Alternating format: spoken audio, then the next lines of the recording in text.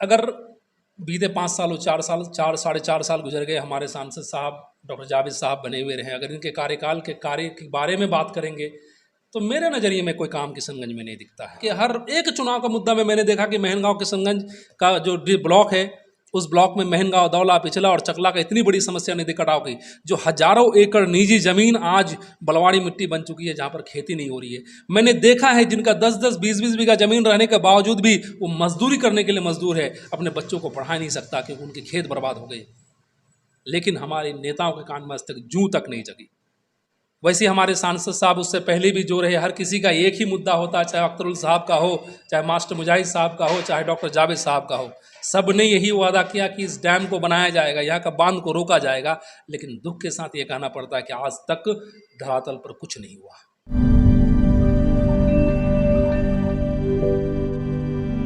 अस्सलाम वालेकुम दोस्तों, मैं मोहम्मद असरारुल्लाह कुर्फ सद्दाम हुसैन और आप देख रहे हैं आपका अपना मनपसंदीदा चैनल द असरारुल। 2024 लोकसभा का चुनाव आहिस्ता आहिस्ता करीब आता जा रहा है। जैसे जैसे दिन गुजर रहा है वैसे वैसे चुनाव का बुखार लोगों के सर तक चढ़ता जा रहा है। इसी एक मुद्दे को लेकर कि आने वाला 5 साल के लिए किशनगंज जिले का जो आवाम होगा वो अगला एमपी जो चुनेगा वो किसको चुनेगा, इस सवाल को लेकर हम पूरे किशनगंज लोकसभा सीट के अलग अलग जगह में जाते हैं, अलग अलग हस्ती से मिलते हैं और उनके अंदर की बात को हम जानने की कोशिश करते हैं। आज हम किशनगंज में हैं और हमारे साथ एक खास मेहमान मंसूर आलम साहब हैं, जो एक प्राइवेट शिक्षक हैं और उसके साथ साथ युवा एक समाज सेवी भी हैं। मैं आपको बताऊं, पिछले त्रिस्तरीय पंचायत चुनाव में इन्होंने क्षेत्र संख्या 18 से जिला परिषद का चुनाव भी लड़ा है। आज हम इनके पास पहुंचे हैं और इनसे बात करेंगे इन्हीं एक सवाल को लेकर कि आने वाला 2024 में जब एमपी का इलेक्शन होगा तो अगला 5 साल के लिए ये साहब इनके सपोर्टर्स के साथ किसको सपोर्ट करना चाहेंगे। सबसे पहले मंसूर साहब जी, आपका बहुत बहुत शुक्रिया हमारे इस चैनल में। जी बहुत बहुत शुक्रिया आपका कि आपने हमें इस लायक समझा कि आपके चैनल को मैं इंटरव्यू दे सकूं, और मैं आपका दिल की गहराई से शुक्रिया अदा करता हूं कि आप ठाकुरगंज से चलकर किशनगंज मेरा इंटरव्यू लेने के लिए आए। बहुत बहुत धन्यवाद सर। एक ही सवाल मेरा मन में चल रहा है, पूरे किशनगंज के लोगों के मन में चल रहा है कि आने वाला 2024 में जब लोकसभा का चुनाव होगा अगला 5 साल के लिए सांसद कौन बनेगा। देखिए, अगला 5 साल के लिए सांसद कौन बनेगा इसके लिए तो अभी समय है, वक्त है। वक्त के अनुसार दिन प्रतिदिन जैसे समय ढल रही है तो यहाँ की चुनावी समीकरण बदलता हुआ नज़र आ रहा है। अब जब सिचुएशन आ जाएगी कि हमारे यहाँ 2 गठबंधन बनी हुई है भारत में, एक महागठबंधन जिसको हम इंडिया के नाम से जानते हैं, दूसरा एनडीए के नाम से जानते हैं, और तीसरा हमारे यहाँ एक कद्दावर जो प्रत्याशी के रूप में अख्तरुल इमान साहब AIMIM से भी बिलोंग्स करते हैं और पिछले बार अच्छा प्रभावी लोकसभा चुनाव में उनका देखा गया है। तो अब ये समय नज़दीक आने दीजिए, उस पर बात होगी कि कौन चुनाव में जीत सकते हैं, कौन क्या कर सकते हैं। बाकी बात रही कि किस लायक कौन है, तो ये तो आने वाला वक्त ही बता दिया जाएगा कौन क्या होगा। चलिए, आने वाला समय में ही लोग फैसला करेंगे कि भाई अगला 5 साल के लिए सांसद कौन होगा। लेकिन वर्तमान में जो सिटिंग सांसद हैं डॉक्टर जावेद आज़ाद साहब, पिछले 2019 लोकसभा चुनाव में पूरा बिहार एनडीए के खाते में चला गया था। एकमात्र किशनगंज एक ऐसी सीट थी जो कांग्रेस के खाते में गई। लेकिन इस सांसद के बारे में हम आपसे ये सवाल करना चाहेंगे कि क्या आप इनके कार्यकाल से, संसदीय कार्यकाल से आप खुश हैं। देखिए, किसी भी सांसद के ऊपर या किसी विधानसभा के विधायक के ऊपर तो टिप्पणी करना, पर्सनल टिप्पणी करना जायज़ नहीं होगा मेरे लिए। फिर भी अगर बीते 5 साल और 4 साल 4 साढ़े 4 साल गुजर गए, हमारे सांसद साहब डॉक्टर जावेद साहब बने हुए रहे, अगर इनके कार्यकाल के कार्य के बारे में बात करेंगे तो मेरे नज़रिए में कोई काम किशनगंज में नहीं दिखता है।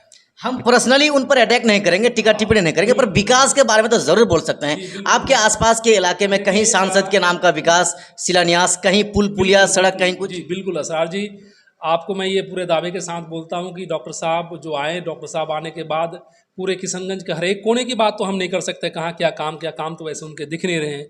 लेकिन हाँ, मैं ये ज़रूर कहूँगा कि हमारा एक ऐसा क्षेत्र जो क्षेत्र संख्या, आपने अभी थोड़ी देर पहले कहा कि आप क्षेत्र संख्या 18 से चुनाव लड़े हैं जिला परिषद के। हाँ बिल्कुल, और मैं उस क्षेत्र के हर एक मजबूरियों को अच्छी तरीके से भांप चुका हूँ, जानता हूँ क्या मजबूरियाँ हैं, लोगों के साथ क्या समस्याएँ हैं। जो अगर आप देखेंगे कि किशनगंज प्रखंड जो कि कोचाधामन कॉन्स्टिट्यूंसी में आता है और किशनगंज प्रखंड का 4-5 जो पंचायत है, खास तौर पर चकला पंचायत, महिनगांव पंचायत, दौला पंचायत, पिछला पंचायत और हाँ यही 4 पंचायत जो हैं, इस 4 पंचायत के सामने सबसे बड़ा मुद्दा है हमारा नदी कटाव का। अच्छा जी। क्योंकि आज मेरी उम्र 34 साल हो रही है और 34 साल से जब मैं होश संभाला हूँ तब से मैं देखते हुए आ रहा हूँ हर एक नेता के द्वारा, चाहे कोई भी एमपी और एमएलए रहे हमारे क्षेत्र के, उन्होंने बड़ी बड़ी वादे किए कि इस बांध को रोक दिया जाएगा, हमारे यहाँ मास्टर प्लान बनाए जाएंगे, हमारे किसानों को जो बहते आंसुओं से अपने खेतों पे जाते हैं तो खून के आंसू रोते हैं कि हमारी ज़मीन आज नदी में पड़े हुए हैं, जिन गरीब का एकमात्र सोर्स एग्रीकल्चर खेती से उपजाऊ करके अपने बच्चों का, अपने परिवार का पेट पालन करना था। लेकिन बड़े दुख के साथ कहना पड़ रहा है कि वो आज मजदूरी करने को मजबूर हैं अपने खेत रहते हुए, क्योंकि वो खेत ज़मीन पे हैं। अगर वक्त रहते हुए हमारे यहाँ के सांसद या हमारे यहाँ के विधानसभा के जो जीते हुए विधायक हैं, हमारे यहाँ के मंत्री हैं, मंत्री बने हैं आज तक, अगर इन लोगों ने वक्त रहते हुए ध्यान दिया होता या हमारे जो लोकल जनप्रतिनिधि बन के आते उन लोगों ने प्रेशर बढ़िया तरीके से बना पाए होते तो शायद ये किसान आज खून का आंसू ना रोते।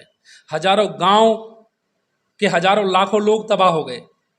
वैसे हमारे सांसद साहब उससे पहले भी जो रहे, हर किसी का एक ही मुद्दा होता है, चाहे अख्तरुल साहब का हो, चाहे मास्टर मुजाहिद साहब का हो, चाहे डॉक्टर जावेद साहब का हो, सब ने यही वादा किया कि इस डैम को बनाया जाएगा, यहाँ का बांध को रोका जाएगा। लेकिन दुख के साथ ये कहना पड़ता है कि आज तक धरातल पर कुछ नहीं हुआ, आज तक कुछ नहीं हुआ। और इस चीज़ को देखते हुए हम कह सकते हैं कि जो इतनी बड़ी समस्या को आज तक किसी ने सुलझा नहीं सका, तो मुझे लगता है कि जो बहुत नासूर समस्या समाज के लिए नहीं, उस पर तो उनके ध्यान भी नहीं जाते होंगे। तो इस आधार पे तो मैं कह सकता हूं कि डॉक्टर जावेद साहब ने भी किशनगंज के लिए कोई काम नहीं किया है। एक तरफ इंडिया गठबंधन जिसमें 26 पार्टियां हैं, दूसरी तरफ एनडीए गठबंधन जिसमें 38 पार्टियां हैं, तीसरी तरफ तीसरा मोर्चा ओवैसी साहब का जिसमें बीएसपी हैं, एएसपी हैं, एमआईएम है और भी कई बड़ी बड़ी पार्टियां हैं। इन जो है तीसरा मोर्चा है, इसके बारे में हम आपसे ये सवाल करना चाहेंगे, किशनगंज में तीसरा मोर्चा यानी ओवैसी साहब का क्या प्रभाव पड़ सकता है आने वाला चुनाव में? देखिए, ओवैसी साहब की बात तो हम बाद में करेंगे, लेकिन आपने कहा एनडीए और इंडिया गठबंधन की, तो ये किशनगंज की वास्तविकता रही है कि एनडीए गठबंधन जो पहले यूपीए के नाम से जाने जाते थे, तो ये कहावत है ना कि यूपीए और एनडीए गठबंधन का पट्टा अगर किसी कुत्ते के गले में बांध दिया जाए तो वो भी एमपी बनकर संसद चले जाएंगे।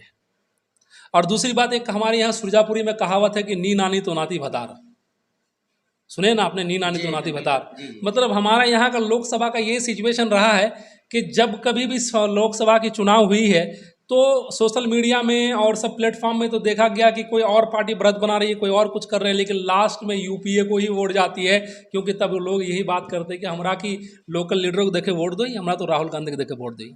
सेंट्रल सरकार की मुद्दा रहती है कि सेंट्रल सरकार बदलनी चाहिए, ठीक है, वो भी एक मुद्दा है। लेकिन आज के डेट में अख्तरुल इमान साहब के प्रभाव इस क्षेत्र में है और उसका भी असर एनडीए और एनडीए दोनों को पड़ने वाला है। कैसा प्रभाव पड़ने वाला है? लेकिन हाँ, अगर एनडीए वालों ने, क्योंकि जहाँ तक मुझे सुनने में आ रहा है कि एनडीए यहाँ पर अपना कैंडिडेट देना नहीं चाहता, क्योंकि उसको पता चल चुका कि किशनगंज में हमारी कोई दाल गलने वाली नहीं है, जहाँ तक मुझे सुनने में आ रहा है लोगों से। वाकई में बीजेपी के मंत्री साहब का बचौल जी कहे हुए हैं कि भाई किशनगंज को छोड़ के पूरा बिहार फिर हमारा होने वाला है। क्योंकि मुझे उनके मंत्रियों का भी स्टेटमेंट सुनने को आया, साथ साथ मुझे इंटरनली ये खबर मिल रहा है, मैं जान पा रहा हूँ, जहाँ तक कि दिलबाग जायसवाल साहब भी कहते हैं मैं यहाँ से एमपी नहीं लड़ूंगा, शायद पूर्णिया से लड़ूँ। तो फिर एनडीए यहाँ क्या करेंगे, अपने साथ जो दल हैं, छोटे मोटे दल हैं, उनको चाहेंगे कि बस एक सीट ज़्यादा देने के चक्कर में उनको एक सीट थमा दिया, चलो किशनगंज लड़ लो। अगर बात ऐसी होती है तब तो एनडीए की टक्कर की बात नहीं आएगी। रही बात इंडिया और अख्तरुल इमान साहब की, जो एआईएमआईएम से आते हैं, इन दोनों के बीच में तो टक्कर होगी, क्योंकि हमेशा रहा है यहाँ पर एमपी की टक्कर जेडीयू और कांग्रेस के साथ रही है। पिछले बार भी जेडीयू सेकंड पोजीशन में रही थी। लेकिन मेरे ख्याल से अगर कांग्रेस में कैंडिडेट को बदलाव का प्रस्ताव लाए और कोई ऐसे कैंडिडेट को चुने जिनकी लोकप्रियता मार्केट में ज़्यादा है, जिनको लोग ज़्यादा चाहते हैं, जिनके अंदर काम करने की सलाहियत हो, तो शायद बात बन सकती है। नहीं तो इस बार का समीकरण बिगड़ते हुए नज़र आ रहे हैं। चलिए सर, बहुत अच्छी बात है, समीकरण बिगड़ने वाली है, क्यों बिगड़ने वाली है आपने उस चीज़ को अच्छी तरह से समझाया। लेकिन सीटिंग सांसद का टिकट करना नामुमकिन ही नहीं, मुमकिन ही नहीं, नामुमकिन है।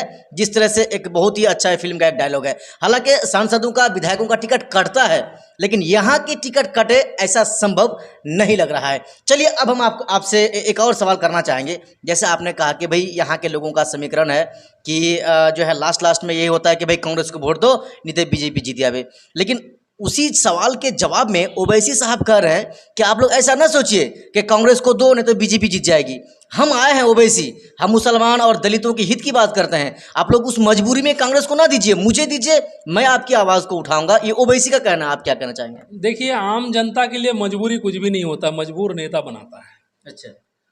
आज चुनाव से पहले जब करीबन 2 टर्म से यहाँ पे चुनाव, एक बार सांसद का चुनाव अख्तर साहब लड़ चुके हैं, उसके बाद उससे पहले भी विधानसभा चुनाव लड़ चुके हैं। बड़े बड़े वायदे उन्होंने भी किए थे कि किशनगंज में ये करवा दूंगा, किशनगंज में वो करवा दूंगा, लेकिन धरातल में कुछ नज़र नहीं आया। देखिए, एक चीज़ तो याद रखिए कि जो बड़ी बड़ी पार्टियाँ होते हैं, बड़े बड़े नेता होते हैं ना, वो मूँगफली फेंकते हैं। अच्छा जी। मूँगफली फेंकते हैं कि आओ हमारे चने चबा लो, हमारे घोड़े पे सवार हो जाओ, हम जीत के जाएंगे, दूल्हा बन जाएंगे, काम खत्म।